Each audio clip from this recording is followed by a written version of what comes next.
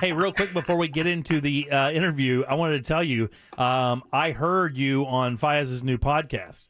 Uh, Which is very interesting. So my buddy Fayez Kara started a podcast with a buddy of his named Will. They're both Canadians. So they talk about things that are uniquely Canadian, and you wouldn't think it would be fascinating, but both of those guys are pretty good. Fayez is a real smart, interesting dude already, but interviewed you, and you are Canadian, talking about growing up as a gay guy in Canada, in the rough and tumble area of Canada, and it was actually a really interesting conversation. We don't really talk about that part of your life much here on the show when you call in, but it was cool to hear that part of your personal life I didn't know.